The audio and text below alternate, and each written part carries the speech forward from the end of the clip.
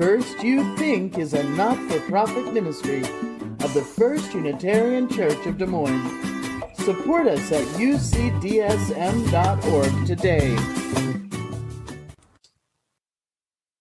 This is it. It is this, and it is us, and it's them, and it's us, and it's now. And here it is. And here we are. So, this is it. We return today to the first prong of our congregation's mission, to grow ethically and spiritually. 5 weeks ago, on September 24th, I addressed growing ethically. There is teachable cognitive knowledge that's a big part of ethics. Learning propositional knowledge is an important chunk of growing ethically. You can take a class or read a book. That's not all there is to it. Ethical growth also requires habit formation, the forming of the habits to behave at a higher and higher ethical level. And having the cognitive propositional knowledge doesn't mean you'll have the habit of reminding yourself of that knowledge at the moments when you need it. Still, cognitive learning of propositional knowledge is a crucial part of ethical growth. To treat people well, we have to know about their situation, what harms them and what benefits them. And they can't always simply tell you. So, some study is called for if we are to grow ethically. To grow spiritually, on the other hand, is a rather different kind of study. To illustrate, let me back up and use this opportunity to tell you some of my journey. I'm the firstborn child of rationalist, humanist, academic parents. I grew up and I went into the family business, being a rationalist, humanist, academic. Mom was a physics professor, and later in her career, a chemistry professor. Dad was an English professor who specialized in 18th century British literature, the Age of Reason.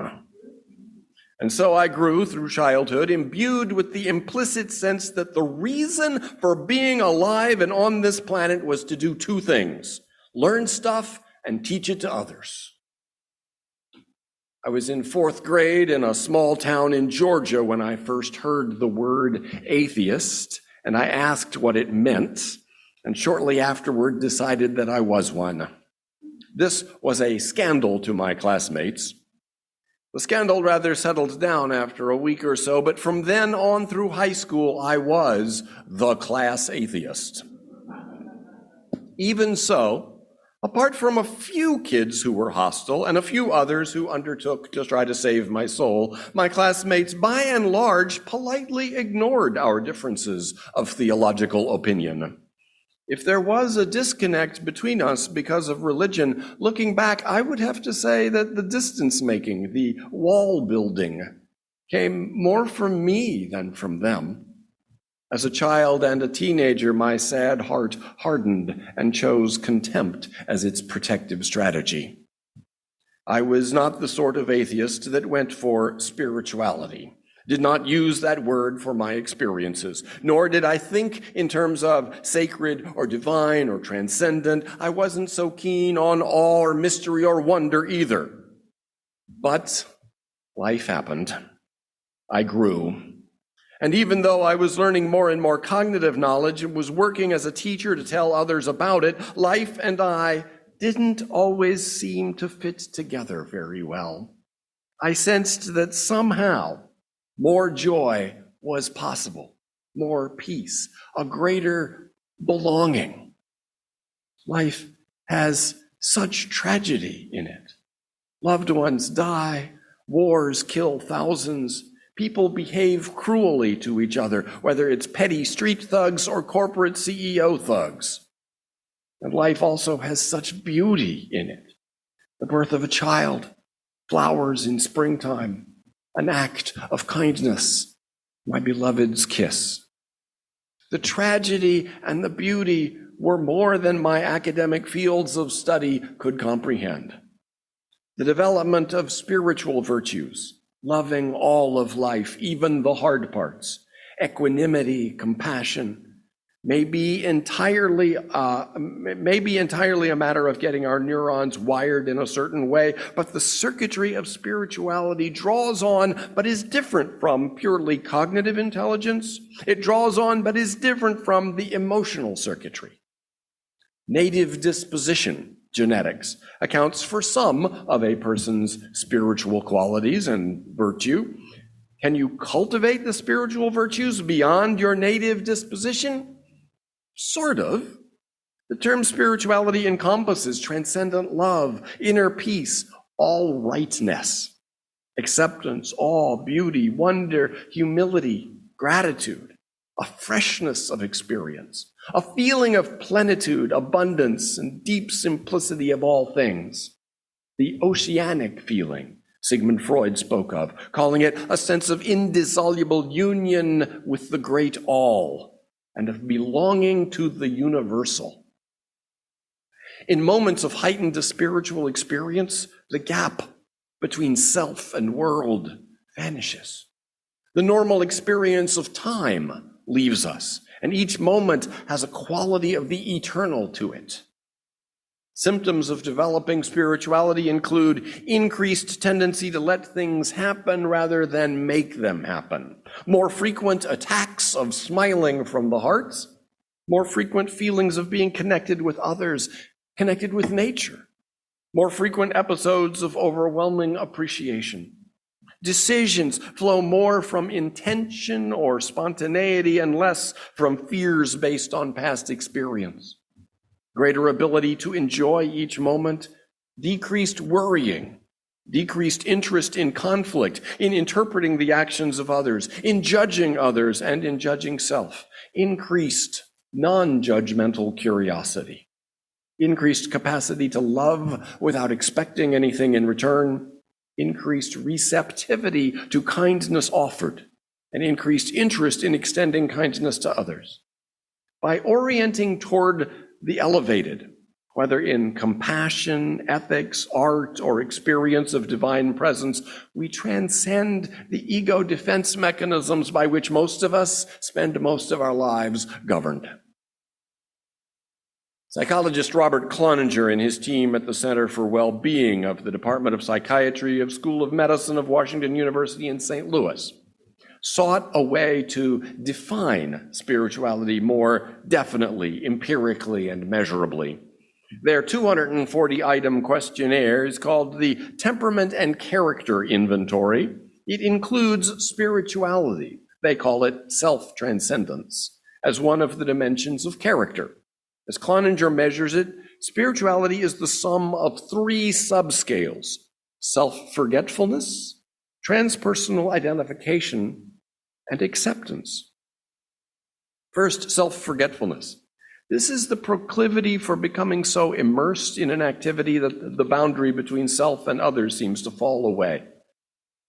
Whether the activity is sports, painting, a musical instrument, we might sometimes lose ourselves in it, and the sense of being a separate, independent self takes a vacation. Second, transpersonal identification. This is recognizing oneself in others and others in oneself. If you've ever found yourself looking at another person or another being with a feeling that you are that other, their body embodies you, or if you've looked at yourself with a sense that your being embodies others, then you've experienced transpersonal identification. Spirituality involves connecting with the world's suffering and apprehending that suffering as your very own. Transpersonal identification goes beyond "there but for the grace of God go I." It's not that grace saves you from the unfortunate circumstance that others endure. Nothing saves you, because in fact, you're not saved from those circumstances. If anyone is hungry, you're hungry. For the hungry are you. That's transpersonal identification. And third, acceptance. This is the ability to accept and affirm reality just as it is, even the hard parts, even the painful and the tragic parts. Spiritually mature people are in touch with the suffering of the world, yet also and simultaneously feel joy in that connection. Acceptance doesn't mean complacency about oppression, injustice, harm. Indeed, the spiritually mature are also often the most active and most effective in working for peace and social justice. They are energized to sustain that work because they can accept reality just as it is, even as they also work to change it. Because they are not attached to the results of their work, they avoid debilitating disappointment and burnout and are able to maintain the work of justice cheerfully. Because they find joy in each moment, they avoid recrimination and blame. They see that blame merely recapitulates the very reactivity that's at the root of the oppression. And together, add together your scores for self-forgetfulness, transpersonal identification, and acceptance, and the sum is your spirituality score. There you go. Here's the thing, though. It's not a matter of will, not a matter of volition. Spirituality is not volitional.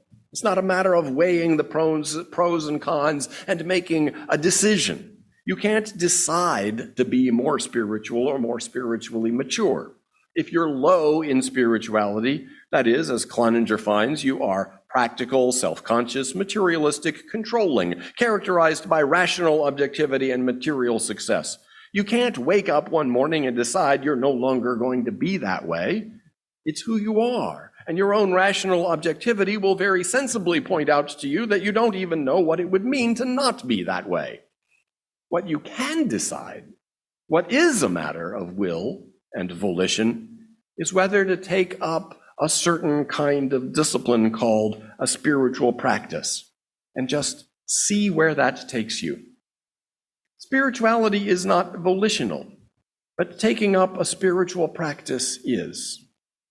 What, you may ask, is a spiritual practice? I know that these days all kinds of things get called spiritual practice.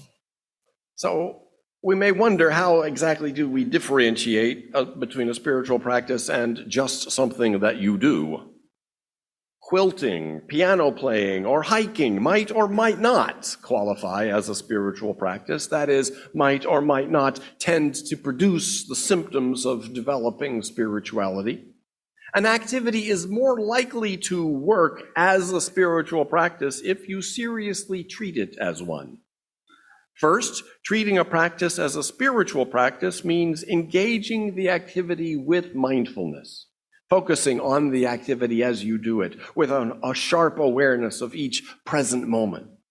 Second, treating a practice as a spiritual practice means engaging in the activity with intention of thereby cultivating spiritual development, reflecting as you do the activity or just before or just after on your intention to manifest those symptoms of spiritual development in your life. And third, treating a practice as a spiritual practice means sometimes engaging the activity with a group that gathers expressly to do the activity in a way that cultivates spirituality, sharing each other's spiritual reflections before, during, or after doing the activity together. Fourth, and most of all, it requires establishing a foundation of spiritual openness.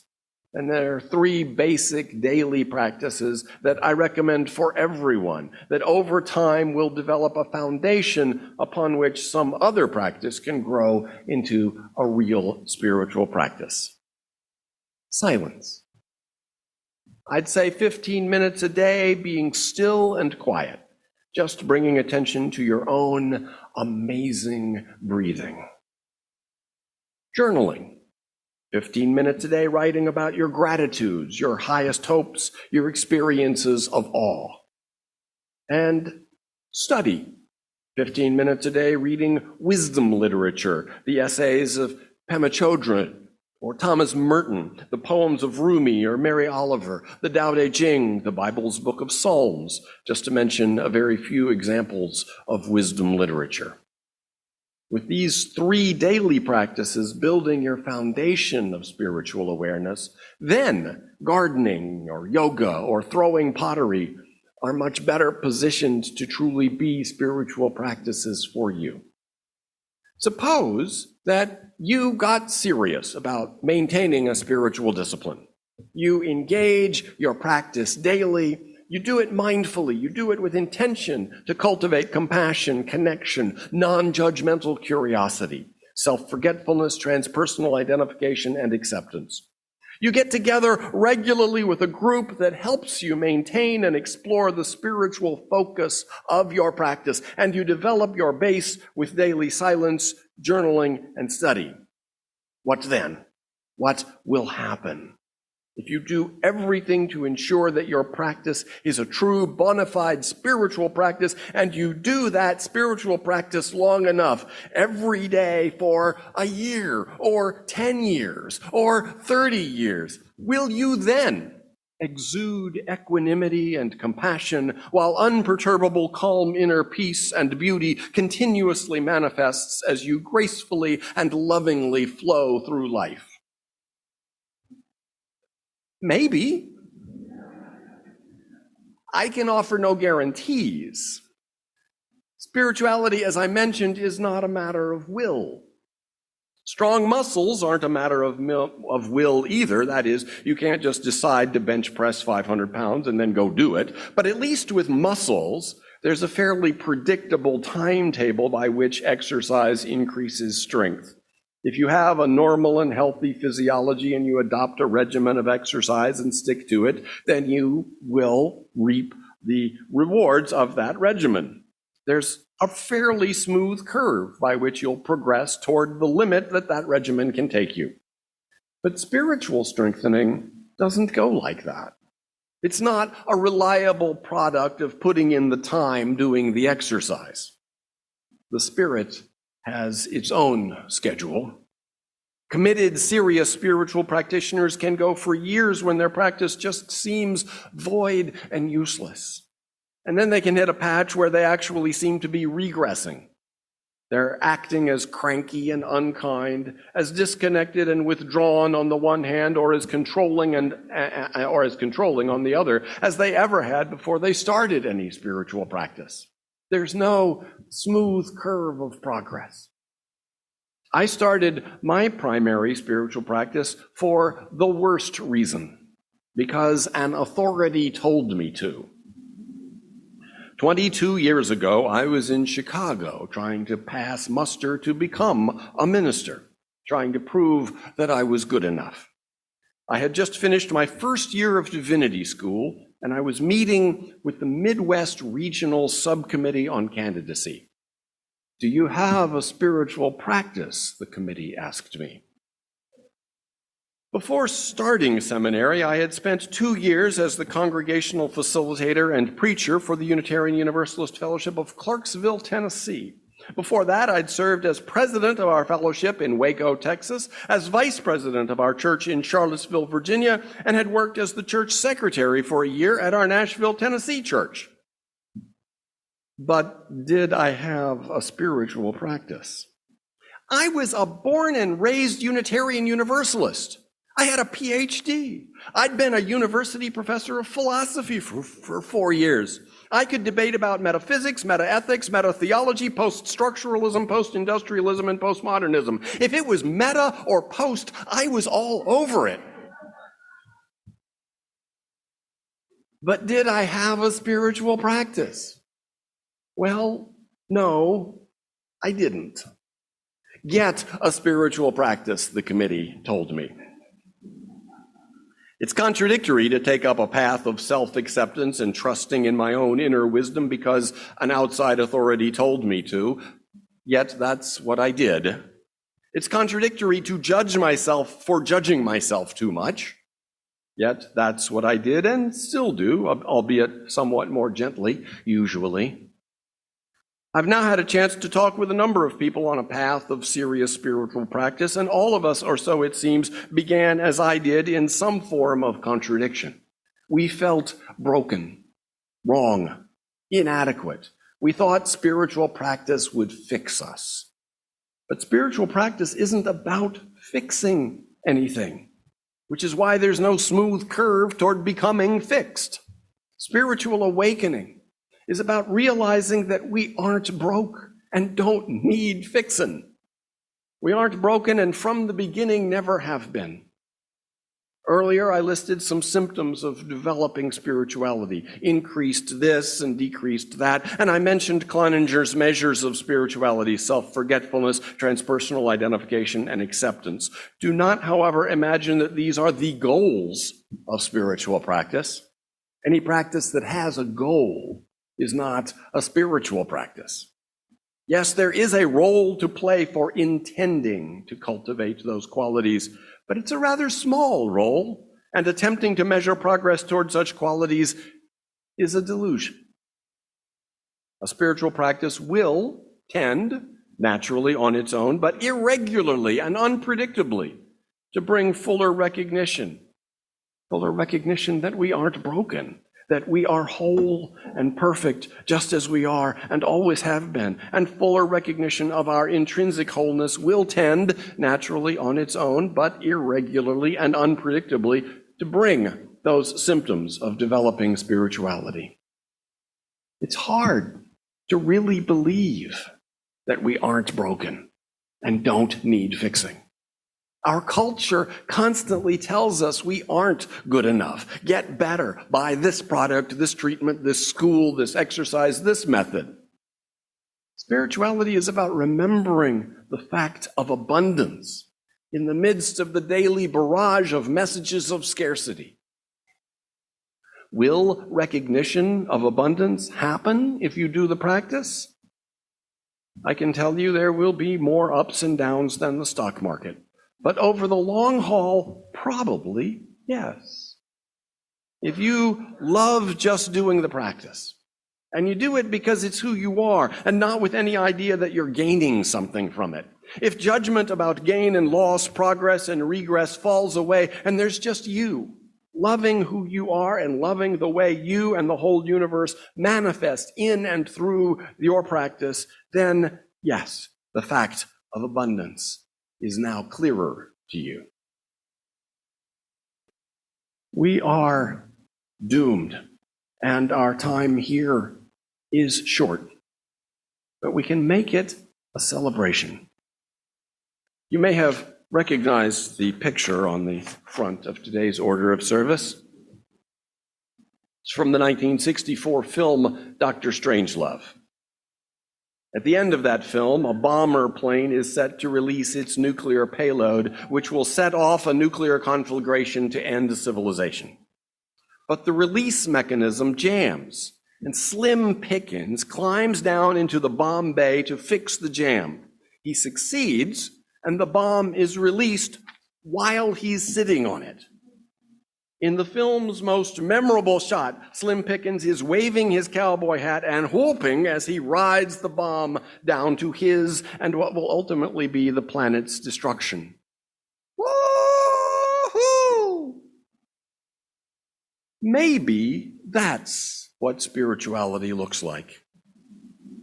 He does seem to be living in the moment. That was such a striking shot when I first saw it as a teenager, because I knew if I were falling out of the sky riding on a nuclear bomb, I would be freaked out in fear and despair. My God, my God, my God, I've got maybe 1 minute to live. But look at what Slim Pickens' character is doing with his 1 minute. Woo-hoo! All of us are riding that bomb. Our time is so short before life will blow up on us. And there's something very pure about this fact. We get just this one chance at every minute, every moment. This is it. Amen.